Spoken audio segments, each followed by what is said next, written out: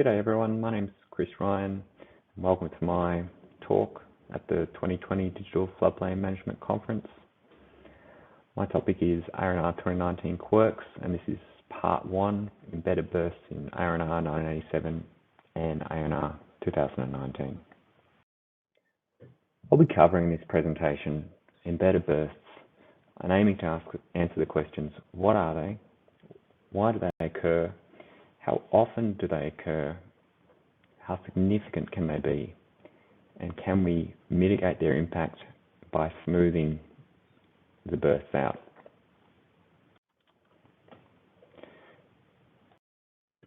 So the first question is, what is an embedded burst? So an embedded burst occurs when the rainfall depth for a part of the rainfall burst has a rarer exceedance probability than the burst as a whole. So let's look at an example. This takes the 30-hour greater than 30-year Zone 1 temporal pattern from ARR1987 and looks at it for a location near Knights Hill in the Illawarra. Now, if you look at this temporal pattern, you can see that it's quite strongly weighted to distribute the rainfall in the centre of the temporal pattern. And in fact, over 89% of the rainfall falls within an 18-hour period in this 30-hour temporal pattern. Now let's look at the IFD for this location. The 30-hour 100-year rainfall depth is 681 millimetres and the 18-hour 100-year rainfall depth is 531 millimetres. However, if we take 89.3% of the 30-hour IFD, we get 608 millimetres, which exceeds the 531 millimetres of rainfall for the 18-hour IFD by 14.5% or 77 millimetres. So this creates an 18-hour embedded burst with a 14.5% exceedance. And if you look at the chart in the lower left, you can see that this gives it a significantly rarer AEP. This may cause hydrologic modelling undertaken with this 30-hour temporal pattern in a catchment that is sensitive to 18-hour bursts to yield results that may not be representative of the 100-year ARI event. So why do embedded bursts occur? Well, firstly, they're combining two quite different data sources, one being the temporal patterns, whether they be from ARR1987 or ARR2019, combined with the IFD data from the Bureau of Meteorology. These data sources were developed relatively independently, so we can't foresee all the potential complications when they get combined. Also, ARR2019 temporal patterns were extracted from broad climatic regions with different IFD characteristics. If you look at the Southern Slopes temporal pattern region, it extends all the way from the coast of the Illawarra region in New South Wales to the Victoria and South Australia border.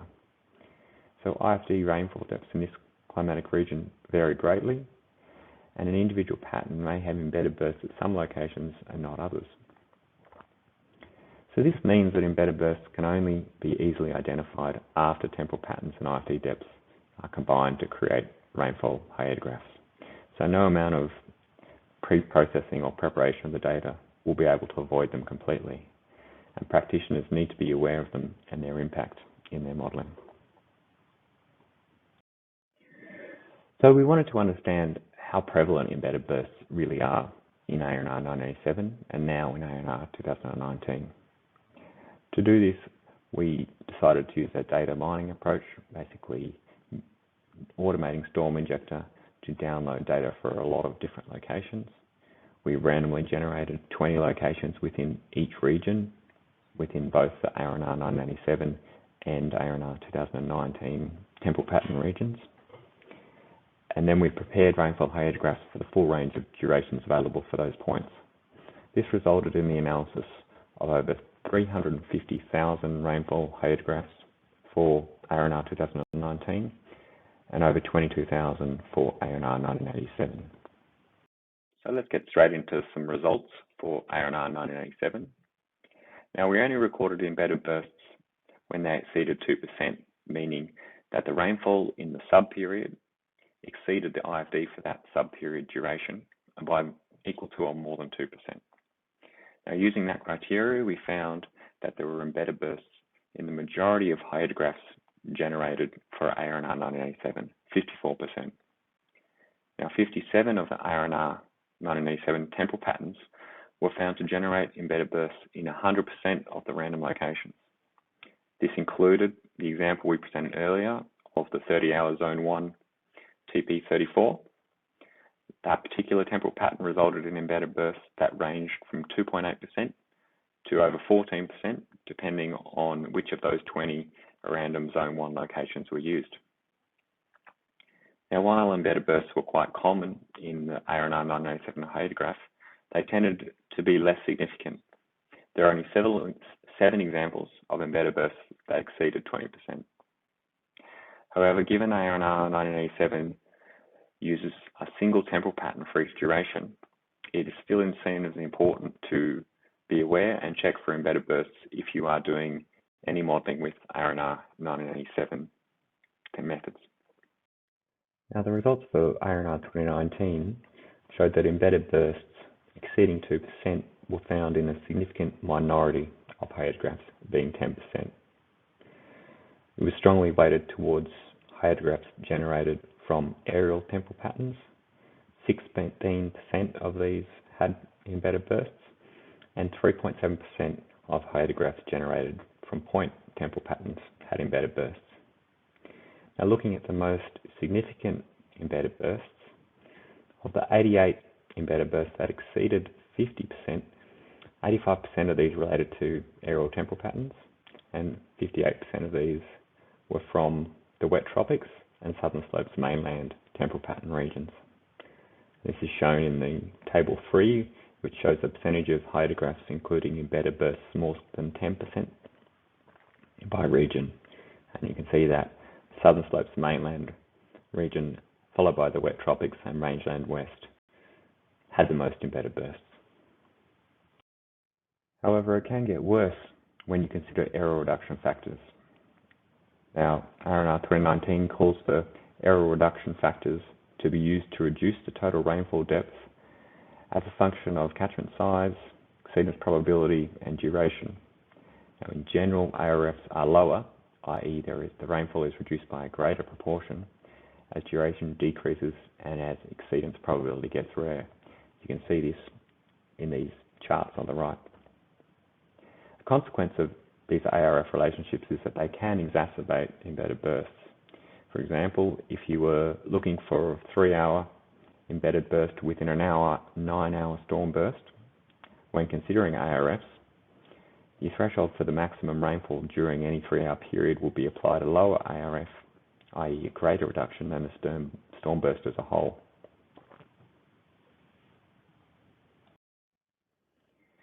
This figure illustrates how ARF for potentially embedded bursts, the dashed lines, get lower and further separate from the ARF for the storm burst, the solid line, as catchment size increases and the event gets rarer. For example, on the left-hand side, we're looking for a 6-hour embedded burst or a 6-hour sub-period within a 96-hour storm. So you can see that the ARF applied for the burst, the embedded burst, is much lower than the ARF applied for the storm as a whole. So therefore, the threshold for the rainfall depth during the embedded burst period is much lower, and therefore the embedded bursts become more common and their exceedance becomes greater. Now, the same chart is generated on the right for a 1 in 2,000 year event, and you can see that the ARF for the storm burst hasn't changed much, but the ARF for the 6-hour embedded burst has gotten even lower. So again, it's going to exacerbate the problem. If we take a real world example of the TP6417, a 96-hour southern slopes mainland pattern, and look at a location in Dell National Park, about 50 kilometres southwest of Bateman's Bay. For this temporal pattern, we can see that approximately 40% of rainfall occurs over 2 of the 3-hour time increments. And when we combine these with the IFD values for that location, this results in a 6-hour embedded burst within the total 96-hour burst that exceeds the 6-hour IFD by 83%. However, when we consider error reduction factors, this exceedance can increase to over 100% for a 75 square kilometre catchment area if ARFs are considered. And we can see this in the chart in the bottom right, how the embedded burst exceedance increases as the catchment area increases. Embedded bursts were found to be highly spatially variable. We looked at one temporal pattern which has a high accumulation of rainfall over a couple of time increments, specifically temporal pattern 6702 across Tasmania. This pattern has 44% of the rainfall in 2 1-hour time increments. So you might expect that this temporal pattern would cause an embedded burst, and indeed it does in many locations, but not all, interestingly. Across all the locations in Tasmania, we found that the presence and significance of an embedded burst for this temporal pattern was highly location dependent. They ranged from no embedded bursts in the northeast of Tasmania to large embedded bursts up to 73% in the southwest. So this just reinforces that it's not just the temporal pattern that's causing embedded bursts, but the relationship between IFD depths across durations. So what can we do if we need to model with a hydrograph that includes an embedded burst? Well, there is a method in the literature for smoothing hydrographs with embedded bursts, and it simply adjusts the rainfall depth in each non-zero time increment towards the average depth of all the non-zero time increments until the rainfall depth within the embedded burst subperiod is reduced below the target value. And the target value is likely to be the relevant IFD depth for the given location, event, and the subperiod duration. This algorithm has the effect of reducing the peaks of the pattern while preserving the total depth and the number of the zero depth increments, which can be important from a loss consideration. So if we look at the example of the same temporal pattern, TP34 from ARR1987, we can see in this chart to the right how it looks after it gets smoothed. So we've gone from having 89.3% of the rainfall falling in an 18-hour subperiod to 76.7%. And based on those same IFD values, this gives a subperiod IFD depth of 522 millimeters, which now matches nicely with the IFD value. And there is no longer an embedded burst in this rainfall hydrograph. So we wanted to see what effect this smoothing method would have on an example project. We used the natural.wbn model that ships with the WBNM software. This is a 72 square kilometre catchment, and we undertook this project in an area of southwest Tasmania which has high embedded bursts based on our results for ARR 2019, and we use this to look at how the smoothing algorithm would affect the results of hydrologic modelling. So here are the results of the hydrologic modelling in this location in southwest Tasmania. The red dots on the box and whisker plot are simulations that included significant embedded bursts of greater than 10%. You can see that the 168-hour ensemble has been selected as critical based on having the highest average mean flow in the ensemble. But we can see that there's lots of red dots in that ensemble. In fact, the highest 6 peak flows in that ensemble have all been labelled as having significant embedded bursts. And so it's likely that these embedded bursts of shorter durations are affecting the peak flows and distorting the results. Now, after Storm Injector smooths the embedded bursts out of the rainfall hydrographs, we can see that the 12-hour ensemble is being selected as the critical duration, which seems more reasonable considering the catchment size. We can also see that there are far less outliers in the ensembles, and there are no hydrographs that are generating flows over 124 cubic metres in the smooth results, compared to more than 15 of the rainfall hydrographs generating results over 124 cubic meters in the unsmooth results.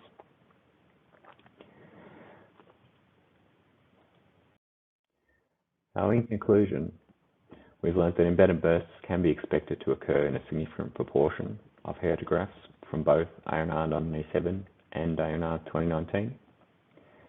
While they're more prevalent in ARR1987 hydrographs, they do tend to be more significant in ARR2019, particularly those generated from aerial temporal patterns. These embedded bursts can become even more significant once error reduction factors are considered. Now, for simple investigations, it may be easy to manage embedded bursts by excluding longer durations from the analysis and paying particular attention to your critical duration.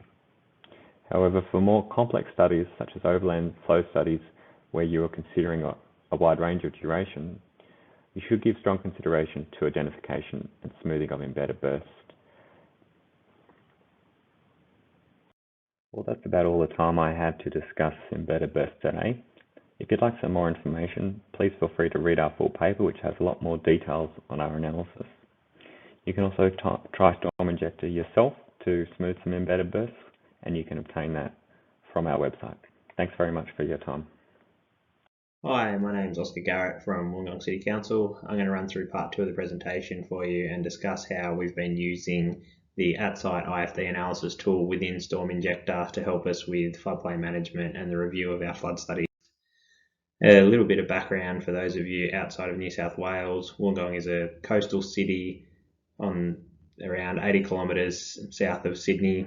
We're characterised by the Illawarra escarpment and relatively small urban catchments which experience flash flooding quite frequently.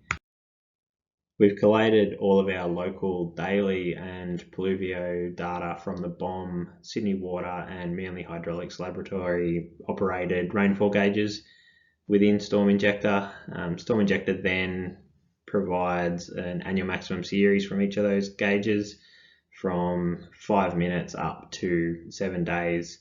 This data has been really useful for us when we've been reviewing our flood studies, and it also gives us some historical context to some of our recent events and gives us an idea where our larger events sit relative to IFDs. So that's the AMS there. Following the release of the BOM 2016 IFDs, there was concern in Illawarra from local councils, state government and some local consultants that the IFDs may underestimate rainfall depth, particularly in areas near the Illawarra escarpment.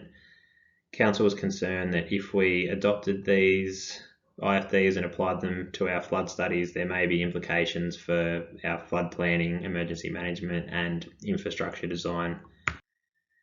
In response, the state government commissioned WMA Water, who produced the revised IFDs. They looked at similar areas in New South Wales, in particular Coffs Harbour, the Central Coast and the Illawarra region, where you've got an escarpment or a mountain range in very close proximity to the coast. So there was concern around whether the 2016 BOM methodology was accounting for orographic effects at a fine enough detail. More information on how those revised IFDs were derived and the rationale behind them is provided in this document. Wollongong Council have been using the revised IFDs as we transition to Australian Rainfall and Runoff 2019. Through this process, we've identified a few areas within the revised IFDs of relatively low rainfall depth. So this location near the Illawarra escarpment, this location in the Dapto area to the west of Lake Illawarra, and here in the Shell Harbour to the east of the Shell Harbour, LGA. These locations, the relatively low rainfall depth can't be explained by any local geographical features, and so we've concluded that these areas must be related to the pluvio data that's gone into deriving the IFDs rather than any local hydrologic or geographic feature.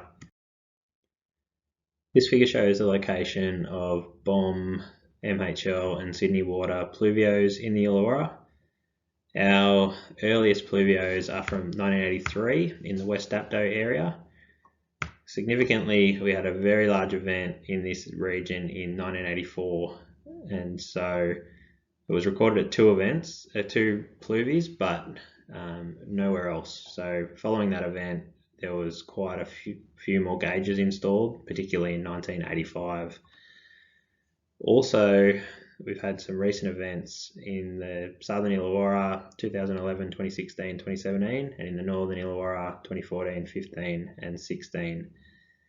The BOM IFDs and the revised IFDs for some gauge locations didn't include data beyond 2010, so these more recent events weren't included in the IFD estimate. To give you some context of the significance of that 1984 event, this is the Wongawilli outside AMS compared to the 2016 BOM IFD, and as you can see, that 1984 event, for a 6-hour event, they recorded 500 mils in 6 hours, which is absolutely phenomenal rainfall. The Cleveland Road and Airport pluvios were installed after 1984, and you can see they sit to the north and south of that relatively low IFD area to the west of Lake Illawarra.